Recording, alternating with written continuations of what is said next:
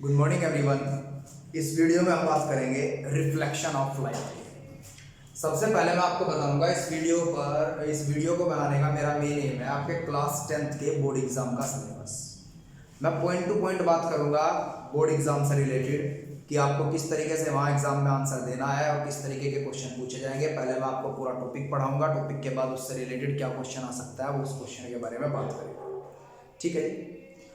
सबसे पहले आप समझिएगा एनसीईआरटी के अकॉर्डिंग चैप्टर का नाम है लाइट और लाइट चैप्टर को दो भागों में तोड़ा गया है, reflection of light and refraction of light. सबसे पहले अगर मैं बात करूं आपसे कि लाइट होता क्या है, लाइट की ऐसा यूनिट क्या है, तो आप यही कहेंगे लाइट एक एनर्जी की ऐसी फॉर्म है जो थिंग्स को विजिबल करती है, है। लाइट एक एनर्जी की फॉर्म है तो ऐसा यूनिट ऑफ लाइट बनती है जी जूल। सेंटीमीटर गॉसियन के अंदर सेंटीमीटर गॉसियन सिस्टम होता है, जैसे इंटरनेशनल यूनिट सिस्टम होता है, ऐसे एक सीजीएस सिस्टम होता है जिसे बहुत से बच्चे बोलते हैं सेंटीमीटर ग्राम सेकंड, लेकिन उसका सही नाम होता है centimetre Gaussian system. Centimetre Gaussian system में आप लाइट को नापते हैं अर्ग में, किसमें? अर्ग। और 1 जूल की वैल्यू होती है 10⁻⁷ अर्ग। अब वो सीजीएस सिस्टम क्या होता है, जैसे आप मीटर में नापते हैं डिस्टेंस को और सेंटीमीटर में नापते हैं आप सीजीएस सिस्टम में डिस्टेंस को। 1 metre is equal to 10⁻² centimetre. तो क्या centimetre is the CGS unit of distance and metre is the SI unit of distance. Concept clear? 100% clear? तो ऐसे ही erg is the CGS unit of light and joule is the SI unit of light. जैसे कि 1 metre 10⁻² centimetre के बराबर था, ऐसे ही 1 joule की वैल्यू 10⁻⁷ अर्ग के बराबर होती है। Concept clear? इस वीडियो को देखने के बाद आप ऑटोमेटिकली ये समझेंगे कि आप क्लास 10th के स्टूडेंट से थोड़ा सा ज्यादा तो जानते हैं। अब बात करते हैं लाइट के बारे में साइंटिस्टों की क्या क्या राय थी। अगर मैं बात करूं 1900 से पहले की, 1900 से पहले अगर मैं बात करूं तो इससे पहले हाइजेंस एक साइंटिस्ट थे और बहुत से साइंटिस्ट थे जिन्होंने लाइट के वेव नेचर के बारे में बताया था कि light travel in the form of wave. Wave theory भी हाइजेंस ने दी थी। उन्होंने कहा कि लाइट वेव की फॉर्म में चलती है। उन्होंने कुछ एक्सपेरिमेंट किए जैसे कि reflection of light, refraction of light, dispersion of light. तो इन एक्सपेरिमेंट से यह साबित भी हो गया कि लाइट वेव की फॉर्म में चलती है। Concept clear? Light travel in the form of wave according to the Huygens. He proved that with the help of reflection, diffraction and dispersion of light. Concept clear? And अब है समझ आया नहीं? पक्का? चलो समझ आ गया आपको? तो इसमें आपने समझ लिया। इसके बाद 1900 के बाद लगभग 1903 में स्टार्ट हुई थी क्वांटम मैकेनिक्स की खोज। क्वांटम मैकेनिक्स प्लांक साइंटिस्ट थे, प्लांक, मिस्टर प्लांक ने क्वांटम मैकेनिक्स के पिता कहा जाता है मिस्टर प्लांक को। तो उन्होंने क्या कहा, light travel in the form of wave as well as in the form of particles. Light wave की फॉर्म में भी चलती है और पार्टिकल्स की फॉर्म में भी चलती है और उसके पार्टिकल्स को फोटॉन्स कहा जाता है या फिर क्वांटा कहा जाता है। Concept clear? वो एनर्जी के पैकेट होते हैं और हर पैकेट की एनर्जी उतनी ज्यादा होती है जितनी उनकी फ्रीक्वेंसी होती है। Concept clear? तो एक फॉर्मूला बना, E is directly proportional to nu, where nu is the frequency of light या frequency of photons of light। और प्रोपोर्शनलिटी का साइन हटा करके कांस्टेंट आ गया जहां h को कहा गया प्लांक कांस्टेंट। प्लांक कांस्टेंट इसकी फिक्स वैल्यू होती है 6.63 10⁻⁻34 जूल पर आवर्स। ये फिक्स वैल्यू होती है प्लांक कांस्टेंट। Concept clear? अभी थोड़ा हम वाइंड अप करेंगे, ऐसे ज्यादा डिटेल में चले गए, सिर्फ रिफ्लेक्शन पर ही पहुंचेंगे। सिर्फ मैं आपको बताना चाहता था कि लाइट के दो नेचर होते हैं, wave nature as well as particle nature. और वेव नेचर के बारे में एक्सपेरिमेंटली स्थापित किया था एक संबंध, उनका नाम था हाइजेंस। और जिन्होंने मैथमेटिकली प्रूव करके दिखाया था कि light travel in the form of particle, उनका नाम था mister Planck. Concept clear? Mister Planck की थ्योरी के ऊपर दो साइंटिस्टों ने अलग अलग एक्सपेरिमेंट किए, जिनमें से एक थे अल्बर्ट आइंस्टाइन, जिन्होंने फोटो इलेक्ट्रिक इफेक्ट प्रूफ किया और उसके लिए उन्हें एक नोबेल प्राइज भी मिला। Concept clear? अल्बर्ट आइंस्टाइन ने प्लांक की थ्योरी के हिसाब से ये प्रूफ किया कि अगर आप एक फोटो इलेक्ट्रिक प्लेट के ऊपर धूप डालेंगे, धूप के फोटॉन्स होंगे धूप के अंदर, जिनकी एनर्जी इसके बराबर होगी, तो वो इलेक्ट्रिसिटी को पैदा कर देंगे। वो इलेक्ट्रॉन्स पे फोर्स लगाएगी, इलेक्ट्रॉन्स चलेंगे और इलेक्ट्रिक करंट को पैदा करेंगे। जब आप क्लास 12 में होंगे तो मैं आपको ये पूरा ड्यूअल नेचर एंड रेडिएशन बहुत डिटेल में बताऊंगा कि किस तरीके से एक आते हुए फोटोन की लाइट दो भागों में टूटती है, kinetic energy of an electron and work function to detect an electron from its nucleus. अपने न्यूक्लियस से इलेक्ट्रॉन को अलग करने के लिए जिस एनर्जी की जरूरत पड़ती है उसे थ्रेशोल्ड एनर्जी कहा जाता है या वर्क फंक्शन कहा जाता है, और जो बची कुची एनर्जी होगी वो उसे चलाने में यूज होती है, जिसे कि बोलते हैं आप kinetic energy of an electron. समझ गए आप लोग ये बात? चलिए हम स्टार्ट करते हैं सबसे पहले रिफ्लेक्शन ऑफ लाइट से। रिफ्लेक्शन ऑफ लाइट होता क्या है? दरअसल रिफ्लेक्शन ऑफ लाइट क्या है, मैं आपके सामने खड़ा हूं और मैं आपको कब दिखाई दिया, जब रोशनी मेरे ऊपर पड़ी और मेरे ऊपर पड़ने के बाद वो रिफ्लेक्ट हुई, वो वापस उसी मीडियम के अंदर मुड़ गई जिस तरफ से आई थी और फिर आपकी आंखों पर पड़ी। अगर वो मुझसे टकराने के बाद रिफ्लेक्ट आउट ना होती, वापस ना जाती, तो मैं आपको दिखाई नहीं देता।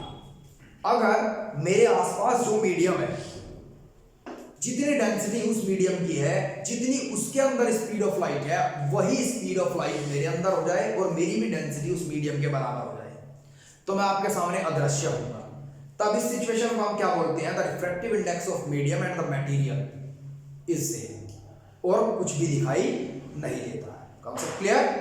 101%। तो समझिएगा जरा, रिफ्लेक्शन ऑफ लाइट से स्टार्ट करेंगे हम। रिफ्लेक्शन ऑफ लाइट होता क्या है? रिफ्लेक्शन ऑफ लाइट होता है अगर एक किसी सरफेस पर रोशनी टकरा जाए और टकराने के बाद उसी मीडियम में मुड़ जाए, तो आप इसे क्या कहेंगे? Reflection of light. It is a phenomena of bending of light in the same medium when strike to the surface और a reflecting surface. Concept clear? जब एक रिफ्लेक्टिंग सरफेस से लाइट टकराती है और टकराने के बाद सेम मीडियम में मुड़ जाती है, तब ऐसे फिनोमिना को, ऐसे ऑप्टिकल फिनोमिना को आप क्या बोलते हैं? Reflection of light. मैंने मान लिया इस सरफेस से लाइट टकराई तो इसे कहा रिफ्लेक्टिंग सरफेस। Reflecting surface. मान लीजिए कोई कार्डबोर्ड है, कोई दिक्कत, और आती हुई लाइट को आप क्या कहेंगे?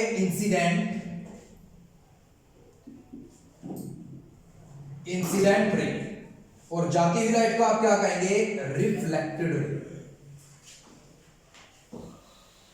हम इमेजिन करेंगे कि रिफ्लेक्टिंग सरफेस के परपेंडिकुलर एक डॉटेड लाइन है और इस डॉटेड लाइन को आप रे मान लेंगे और क्या कहेंगे? नॉर्मल। क्या कहेंगे? और नॉर्मल और इंसिडेंट रे के बीच के एंगल को आप मानेंगे इंसिडेंट एंगल। दीपांशु समझ आया? और इसे मानेंगे आप reflected angle, normal and reflecting surface के बीच के एंगल को। समझ गए आप मेरी बात? दरअसल अगर मैं बुक्स की बात करूं, अगर मैं आपके सिलेबस की बात करूं, तो आपके सिलेबस के लिए इंपॉर्टेंट क्वेश्चन क्या बनता है? इंपॉर्टेंट क्वेश्चन बनता है what is reflection of light, give its law. और इसके लॉ में सिर्फ आप ये कहेंगे कि इंसिडेंट एंगल हमेशा रिफ्लेक्टेड एंगल के बराबर होता है।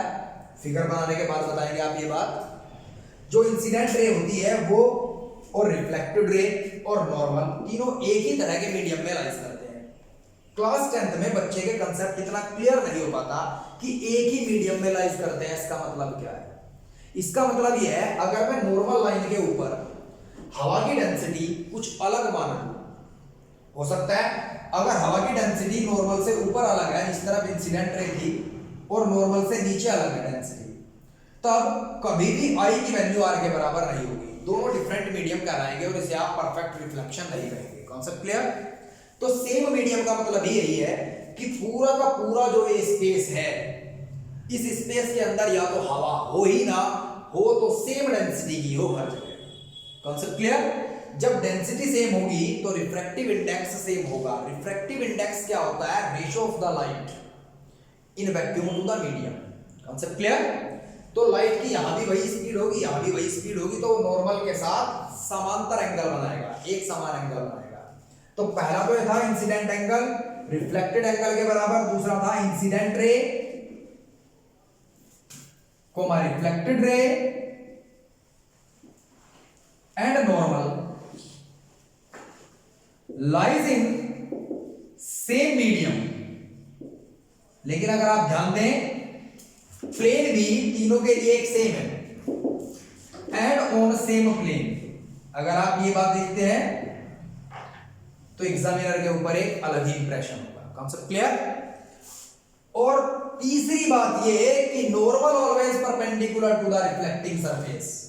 नॉर्मल हमेशा रिफ्लेक्टिंग सरफेस के परपेंडिकुलर होगा। कॉन्सेप्ट क्लियर जी?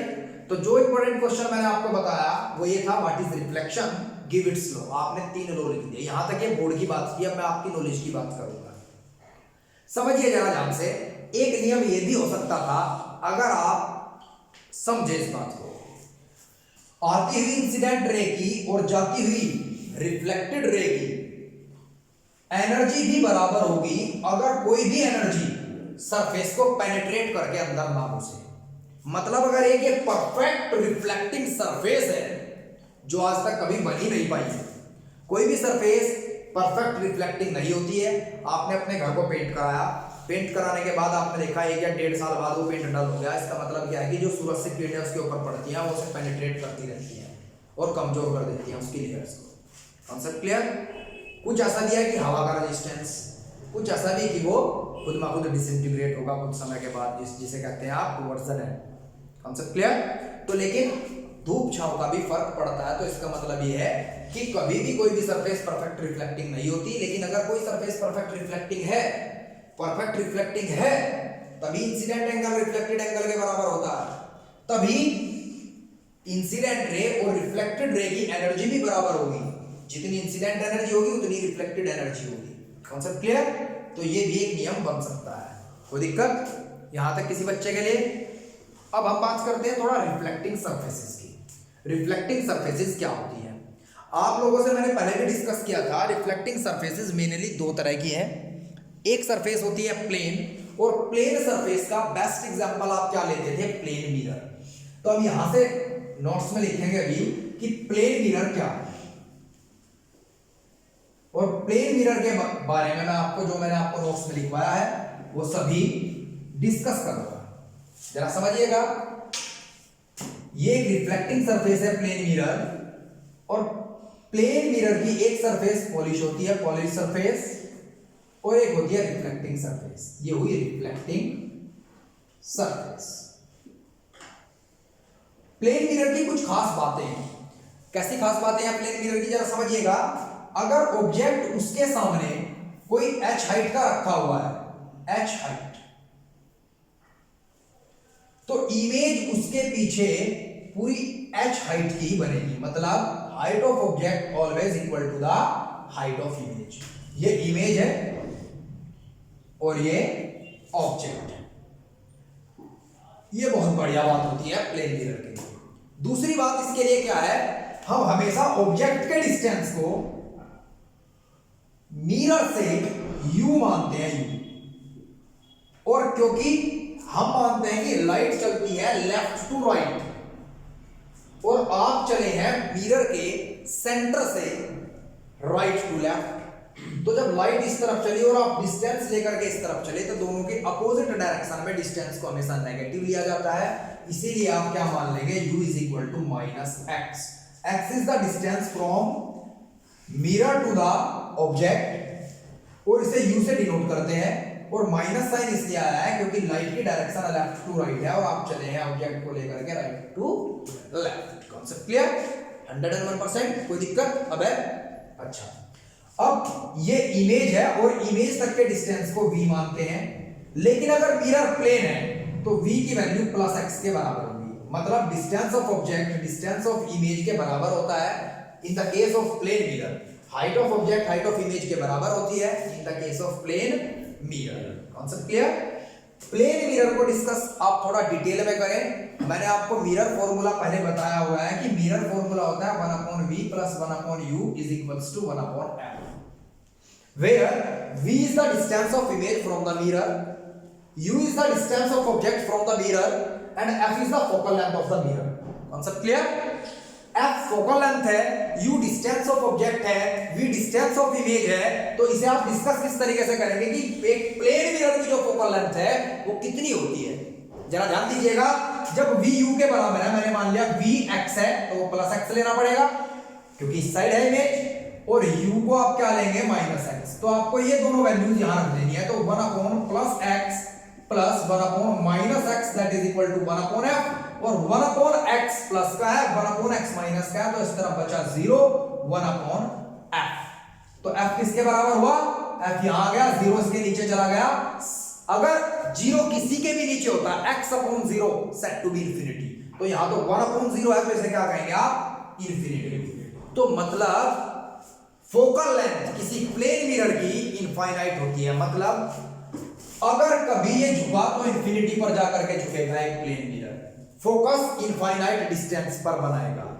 एक चीज होती है कि रेडियस ऑफ कर्वेचर, इसके बारे में भी हम पहले डिस्कस कर चुके हैं नोट्स में। रेडियस ऑफ कर्वेचर होता क्या है, denoted by capital R, it is double of the focal length of mirror. जब इनफाइनाइट तो आया आपके पास focal length of plane mirror, तो रेडियस ऑफ कर्वेचर भी कितना होगा, रेडियस ऑफ कर्वेचर भी कितना होगा, इनफाइनाइट। कितना होगा, इनफाइनाइट। Concept clear. तो इंपॉर्टेंट क्वेश्चन जो प्लेन मिरर से रिलेटेड बोर्ड एग्जाम में आ सकते हैं, तो क्या होंगे, what is the focal length and the radius of curvature of the plane mirror, तो आप क्या कहेंगे, इनफाइनाइट। और आप बहुत तसल्ली से एक्सप्लेन करेंगे। जितनी तसल्ली से आप एक्सप्लेनेशन देते हैं, एग्जामिनर उतनी तसल्ली से ही चेकिंग करता है। अगर कुछ थोड़े से फॉल्ट भी होंगे तो वो नहीं इग्नोर कर देगा। कांसेप्ट क्लियर, कोई दिक्कत, अनंत कांसेप्ट क्लियर है जी 100%। चलिए इसके बाद बात करते हैं हम अभी। दरअसल ऑब्जेक्ट जिस हालत में खड़ा है, सर ऊपर है ऑब्जेक्ट का, पैर नीचे, प्लेन मिरर के साथ ऐसा केस है कि उसकी इमेज ऐसे ही बनती है कि पैर नीचे और सर ऊपर। बस दिक्कत क्या है, लेफ्ट का राइट हो जाता है और राइट का लेफ्ट। तो ऐसी सिचुएशन में इमेज को बोलते हैं virtual and erect. Virtual and erect. कई बार मैंने बच्चों को ये कहते हुए सुना है कि जो मिरर के राइट हैंड साइड बनेगी, या जो भी राइट पर बनती है मिरर के, अगर उन्होंने ये वर्ड बोल दिया कि जो मिरर के राइट हैंड साइड बनेगी वो वर्चुअल इरेक्ट है, और जो लेफ्ट हैंड साइड बनेगी वो रियल एंड इन्वर्टेड है। तो अगर मिरर वर्ड बोला है तो सही है, लेकिन अगर उन्होंने कहा कि हर इमेज जो लेफ्ट में बनती है, राइट में बनती है, वो वर्चुअल है, और जो राइट में लेफ्ट में बनती है वो रियल है, तो जरा वो समझिएगा ध्यान से। जब आप लेंस के केस को पढ़ते हैं तो लेंस में राइट हैंड साइड पर रियल एंड इन्वर्टेड इमेजेस बनती है, तो वहां आपका फॉर्मूला फेल हो जाता है कि हर इमेज जो राइट में है वो वर्चुअल हो। मिरर के केस में जो वर्चुअल सिचुएशन थी वहां रियल सिचुएशन लाइज करती है, और जहां रियल सिचुएशन थी वहां वर्चुअल सिचुएशन लाइज करती है। Concept clear 100%। अब प्लेन मिरर हम डिस्कस कर चुके हैं। प्लेन मिरर के मेन 5 पॉइंट लगे मुझे जो आपको याद रखने चाहिए। इसकी रिफ्लेक्टिंग सरफेस प्लेन होती है, इसका फोकल लेंथ और रेडियस ऑफ कर्वेचर इनफाइनाइट होता है, height of image height of object के बराबर होता है, distance of image distance of object के बराबर होता है, और इसकी मैग्नीफिकेशन पावर +1 के बराबर होती है। मैग्नीफिकेशन पावर होती क्या है, मैग्नीफिकेशन पावर होती है ratio of height of image and height of object. Ratio of height of image and height of object. तो m से इसे डिनोट करते हैं, तो height of image height of object. मैंने कहा कि height of image height of object के बराबर होती है, तो m की वैल्यू क्या आई 1। अब देखते हैं +1 कैसे आई। प्लस और माइनस के नेचर को मैग्नीफिकेशन पावर का दूसरा फॉर्मूला बताता है जी, -v/u। जरा डिस्कस करते हैं इस फॉर्मूले से कि प्लस है या माइनस है 1। ध्यान दीजिएगा, प्लेन मिरर के केस में इमेज कहां बनी थी, राइट हैंड साइड पर। राइट हैंड साइड पर v पॉजिटिव था, लेकिन ऑब्जेक्ट कहां था, लेफ्ट हैंड साइड पर, और लेफ्ट हैंड साइड पर u को कैसे लेते थे आप, नेगेटिव। तो नेगेटिव से नेगेटिव कट गया, तो मैग्नीफिकेशन पावर आई प्लस। तो हेंस प्रूव्ड कि magnification power of plane mirror is +1। Concept clear 100% clear. इसके बाद बात करते हैं हम कर्व सरफेसेस।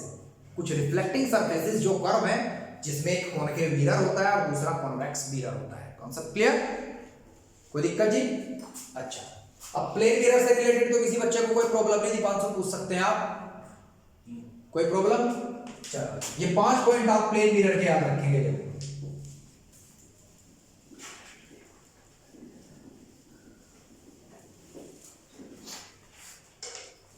अब प्लेन मिरर के बाद चलते हैं हम जो स्फेरिकल मिरर है उसे डिस्कस कर लेते हैं। ये स्फेरिकल मिरर,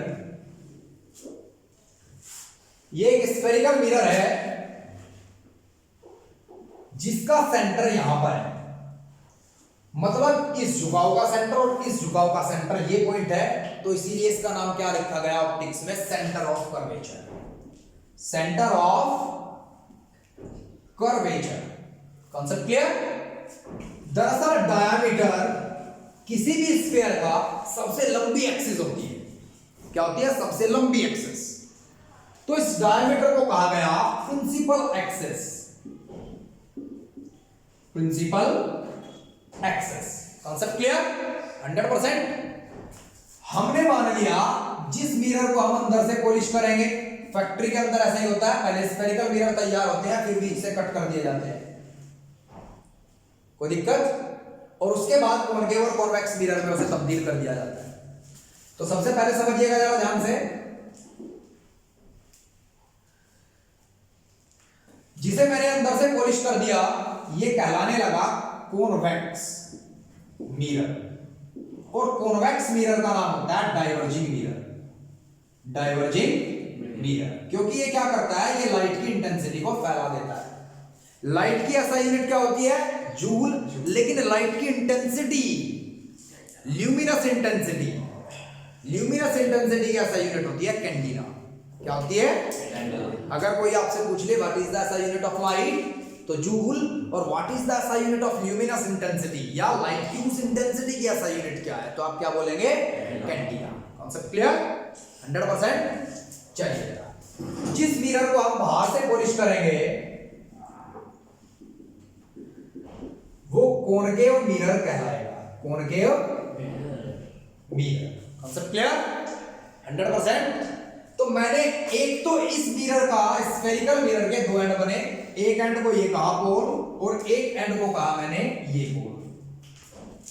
तो जब मैं बात करूं कॉन्वेक्स मिरर की, तो आप मिरर की स्टार्टिंग पॉइंट इसे मानेंगे और एंडिंग पॉइंट इसे मानेंगे, और जब बात करूंगा मैं कॉनकेव मिरर की, तो आप स्टार्टिंग पॉइंट ये मानेंगे और एंडिंग पॉइंट ये मानेंगे। जरा समझिएगा, लाइट लेफ्ट टू राइट चलती है तो जितना भी डिस्टेंस प्रिंसिपल एक्सिस पर लेफ्ट टू राइट होगा टेकन टू बी पॉजिटिव, तो पोल से लेकर के सेंटर ऑफ कर्वेचर तक की दूरी को आप रेडियस ऑफ कर्वेचर बोलते हैं। तो कॉन्वेक्स मिरर के लिए radius of curvature left to right ही चला, taken to be positive, taken to be positive. और सेंटर ऑफ कर्वेचर तक का जो डिस्टेंस होगा पोल से, उसके बिल्कुल मिड पॉइंट को आप फोकस बोलते हैं। फोकस, फोकस एक ऐसा पॉइंट होता है जब लाइट इनफाइनाइट डिस्टेंस से आती है तो उस पॉइंट पर ही कंजर्व होती है, उस पॉइंट पर ही कंजर्वेट हो जाती है। Concept clear? उस पर ही कंसंट्रेट सारी हो जाती है। कोई दिक्कत याद है? अच्छा जी, तो फोकस तक के डिस्टेंस को आप लेते हैं small F, set to be focal length, तो फोकल लेंथ भी आप प्लस में लेंगे। तो कॉन्वेक्स मिरर के बारे में अगर 3 पॉइंट यहां से मैं आपसे पूछ लूं कि सबसे इंपॉर्टेंट पॉइंट क्या है, पहली बात वो एक डाइवर्जिंग मिरर है, लाइट की इंटेंसिटी को फैलाता है। दूसरी बात, उसका फोकस राइट हैंड साइड पर होने के कारण उसकी फोकल लेंथ पॉजिटिव होती है। उसका centre of curvature right hand side पे होने के कारण उसका रेडियस ऑफ कर्वेचर भी पॉजिटिव हो जाता है। Concept clear? इसके बाद अगर मैं बात करूं अभी कॉनकेव मिरर की, तो कॉनकेव मिरर का पोल ये है और लाइट इंटेंसिटी तो चलती लेफ्ट टू राइट है, तो मैं इसका अगर सेंटर ऑफ कर्वेचर देखना स्टार्ट करूं तो मुझे राइट टू लेफ्ट चलना पड़ेगा। That's why the radius of curvature for the concave mirror taken to be negative, and hence focal length also negative, जिसके कारण फोकल लेंथ को भी नेगेटिव होना पड़ता है। Concept clear? प्रिंसिपल एक्सिस की स्टार्टिंग कहीं इधर से थी और ऑब्जेक्ट खड़ा है, मिरर कॉनकेव हो या कॉन्वेक्स हो, मिरर कॉनकेव हो या कॉन्वेक्स हो, ऑब्जेक्ट हमेशा लेफ्ट हैंड साइड पर होगा और ऑब्जेक्ट के डिस्टेंस को आप u मानते हैं तो u हमेशा हर केस में नेगेटिव होगा, मिरर कॉन्वेक्स हो या कॉनकेव मिरर हो। कॉन्सेप्ट क्लियर जी 100%। आप ये बात याद रखेंगे, focal length positive for convex, negative for concave, radius of curvature positive for convex, negative for concave. कोई दिक्कत? अच्छा, v होता है डिस्टेंस ऑफ इमेज। हमेशा अगर मैं बात करूं कॉन्वेक्स मिरर की, तो convex mirror right hand side पर इमेज बनाता है, convex mirror right hand side पर इमेज बनाता है, तो हमेशा ये वैल्यू पॉजिटिव होती है, कोई दिक्कत। लेकिन अगर बी की बात करूं मैं कॉनकेव के लिए, कॉनकेव मिरर, तो ये पॉजिटिव और नेगेटिव दोनों पॉसिबल है। अगर राइट में है तो पॉजिटिव और अगर लेफ्ट में है तो नेगेटिव। अगर लेफ्ट में होगी तो इमेज कहलाएगी रियल एंड इन्वर्टेड, क्योंकि इस कंडीशन में इमेज किसी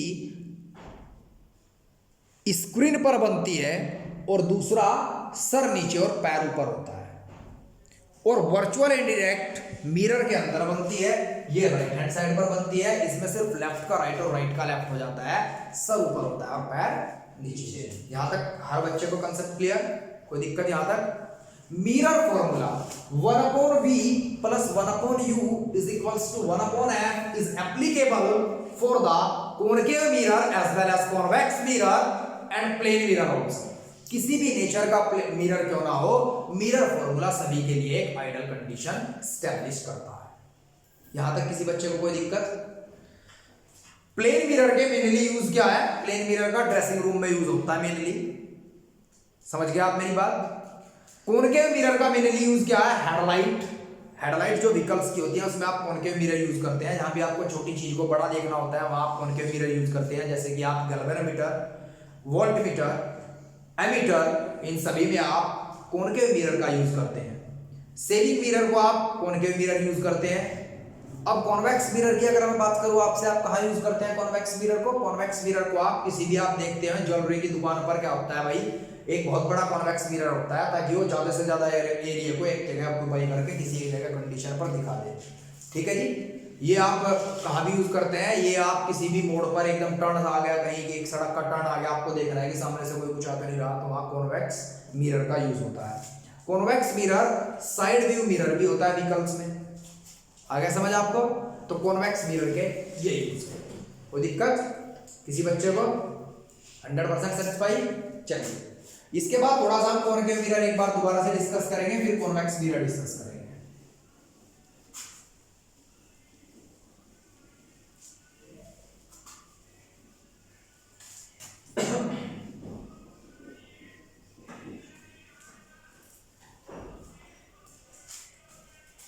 ध्यान दो जरा, कॉनकेव मिरर, कॉनकेव मिरर,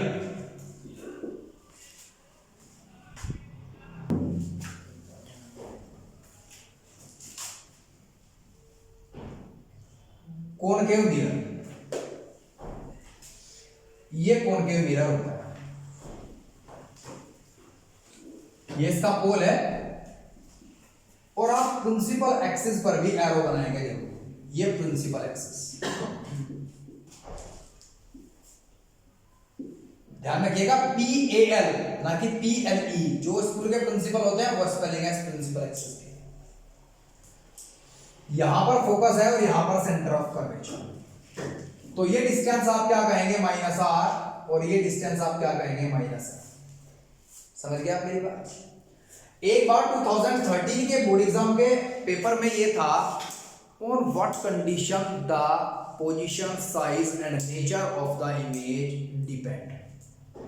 तो आप क्या कहेंगे, the position of image, size and its nature depend at the nature of the mirror, whether it is concave, convex or plane, and also at the position of the object।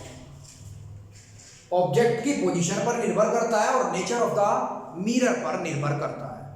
यहां तक किसी बच्चे को कोई दिक्कत? कैसे निर्भर करता है जरा समझिएगा। फोकस से जितना दूर ऑब्जेक्ट होगा, मैंने ऑब्जेक्ट को यहां खड़ा किया तो इमेज उतनी फोकस के नजदीक होगी। मैंने इनफाइनाइट डिस्टेंस पर खड़ा कर दिया ऑब्जेक्ट, इंफिनिटी पर, तो इमेज बनेगी इंफिनिटी से फोकस पर। मैंने कहा था आपको फोकस से जितना दूर उतना फोकस के नजदीक, और जब आप रे दिखाएंगे तो आप रे इस तरीके से दिखाएंगे। लेकिन दिक्कत क्या है, फोकस पर इमेज तो बनी लेकिन वो बहुत ही हाईली डिमिनिश्ड बनी, इतनी छोटी है, बहुत ही ज्यादा छोटी है। Concept clear? इसके बाद देखिएगा जरा, अगर मैंने ऑब्जेक्ट को फोकस पर रखा, अगर मैं किसी एक केस में ऑब्जेक्ट को फोकस पर रखता हूं, तो अगर ऑब्जेक्ट फोकस पर रखा जाता है तो इमेज बनती है इन्फिनिटी पर। कहां बनती है इमेज? इन्फिनिटी पर। कहां बनती है?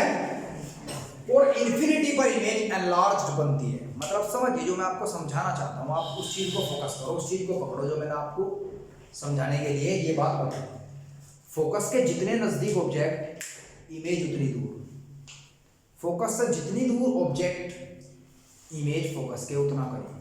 लेकिन फोकस से दूर इमेज बड़ी और फोकस के नजदीक इमेज छोटी छोटी।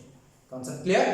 अब जरा इसे डिस्कस कर लेते हैं एक बार कि किस तरीके से आप क्या याद रखेंगे।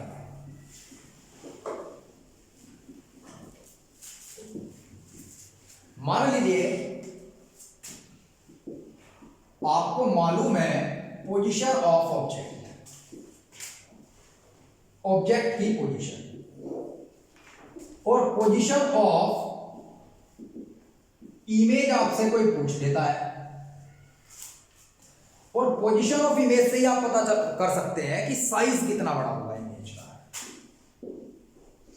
और नेचर, उसका नेचर कैसा होगा, नेचर ऑफ इमेज। ये जो साइज होगा ये comparable to the size of object होगा, ऑब्जेक्ट के साइज के कंपेयर में। कोई दिक्कत? चलिए जरा एक बार मैं यहां एक अलग कॉलम भी बना दूं आपके लिए। इसमें आपको ये पता रहेगा वी यू ये सब चीज होता क्या है, इसके बारे में बताऊंगा मैं आपको। मैग्निफिकेशन पावर, मैग्निफिकेशन पावर, फिकेशन पावर, ठीक है। पहले आपने लिया ऑब्जेक्ट एट इंफिनिटी। अगर ऑब्जेक्ट इंफिनिटी पर है तो इमेज कहां बनेगी? Focus, at focus. और फोकस पर मैं आपसे पहले भी डिस्कस कर चुका हूं, फोकस पर सबसे छोटी इमेज बनती है, इतनी छोटी कि आप देख भी नहीं सकते, सिर्फ इमेजिन कर सकते हैं। तो इसे क्या कहेंगे आप? Highly diminished, highly diminished. आगे समझ? लेकिन सुंदर सी लग रही है। देखो वहना का कोई आपसे कहता है कि अंबानी है, अंबानी मेरे से बहुत दूर है, उसके नेचर के बारे में मुझे पता नहीं, लेकिन कुछ एटीट्यूड उसका हमें बढ़िया भी लगा है। कैसा कि वो अगर कहीं गया तो उसने देखा कंपनी सही भी चल रही है नहीं, तो बेचारा किसी से बोलता भी नहीं, बोलता नहीं, बस एनालाइज कर रहा कंपनी ठीक चल रही है नहीं। आपको दूसरा देख का लगा बहुत ही बढ़िया आदमी है, इतना बड़ा बिजनेसमैन होने के बाद भी किसी के ऊपर गुस्सा नहीं करता। वो तो उसे पता ना जो उसका सेक्रेटरी उसके साथ रहा, गुस्सा करता है नहीं करता है। आपको तो ऐसा लगता होगा मैं तो आप लोगों को डांट ही नहीं रहा, वीडियो चल रही ना, डांट इसलिए रहा, अदरवाइज तो बढ़िया भी पिया देता हूँ बैच में दीजिए है या नहीं भाई। वैसे तो ऐसा तो एक भी बच्चा नहीं होगा आप में से, हाँ क्लास 12 BSc में भी ऐसा कोई बच्चा नहीं होगा जिसे 2-4 बार गाड़ी ना मिल गई हो। तो दूर है अगर ऑब्जेक्ट तो इमेज बहुत छोटी है, और छोटी सी इमेज है तो आपको लग रहा है बहुत ही प्यारी सी इमेज है। अब जब ऑब्जेक्ट सर पर चढ़ गया, बिल्कुल नजदीक आ गया, फोकस पकड़ा ऑब्जेक्ट, तो इमेज बहुत बड़ी हो जा। अब जब इमेज बड़ी हो जा तो असलियत पता चल जा, तो बनती लगनी शुरू हो जा। आगे समझ? तो अब देखो जरा हाईली डिमिनिश्ड नेचर कैसा होगा इसका? रियल एंड इन्वर्टेड, सर नीचे पैर होगा, रियल एंड इन्वर्टेड। जब रियल एंड इन्वर्टेड है तो, और हाईली डिमिनिश्ड है, हाईली डिमिनिश्ड मतलब बहुत ही छोटी, तो मैग्निफिकेशन पावर इसके लिए 1 से बहुत ही छोटी होगी, 1 से बहुत ही छोटी होगी। Concept clear? 1 से बहुत ही छोटी होगी और नेगेटिव होगी। किसमें होगी? नेगेटिव होगी। यह बात आप याद रखेंगे, 1 से बहुत छोटी होगी और नेगेटिव में होगी। आप नेगेटिव में कैसे निकाल सकते हैं? मैंने आपको फॉर्मूला बताया हुआ है, जरा ध्यान दीजिएगा। जब रियल इन्वर्टेड इमेज बनी, वो लेफ्ट हैंड साइड पर बनी, माइनस तो फॉर्मूले में था v भी नेगेटिव और u भी नेगेटिव, आपस में कटेगा तो बचा हुआ नेगेटिव रह गया। तो मैग्निफिकेशन पावर 1 से बहुत छोटी होगी जब फोकस पर इमेज बनेगी और नेगेटिव में होगी। याद रखेंगे। सेकंड केस, एट फोकस, अगर मैं फोकस पर रख दूं मुझे तो इमेज होगी एनलार्ज्ड, एनलार्ज्ड बहुत ही बड़ी, और जब बहुत ही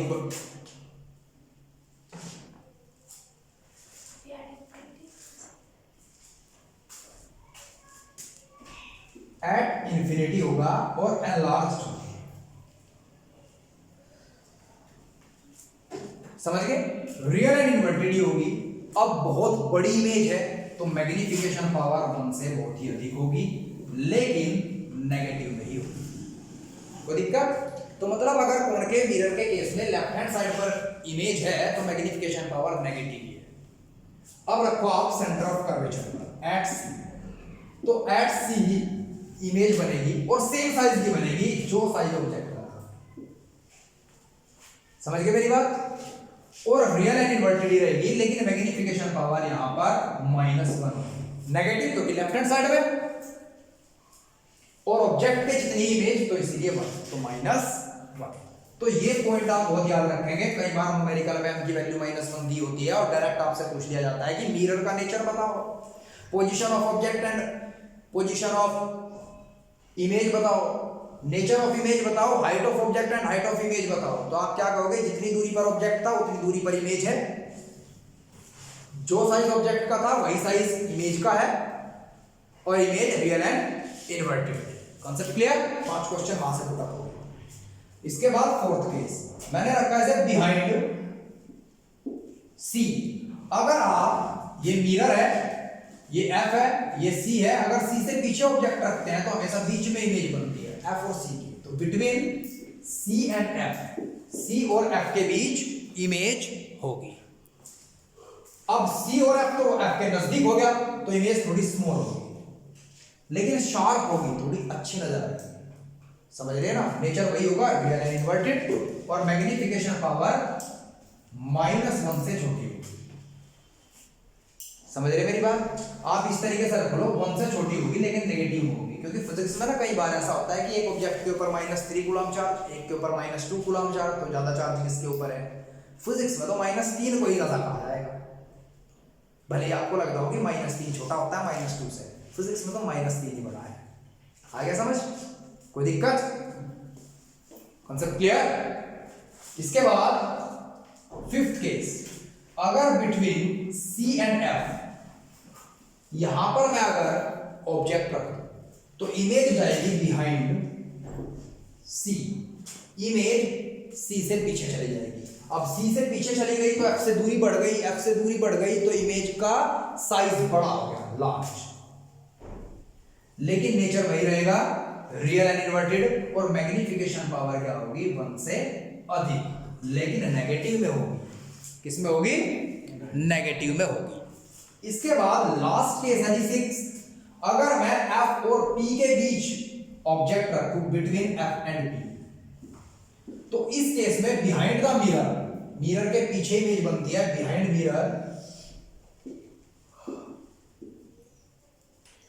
बिहाइंड मिरर, और बड़ी बनती है, लार्ज, और नेचर होता है वर्चुअल एंड रियल,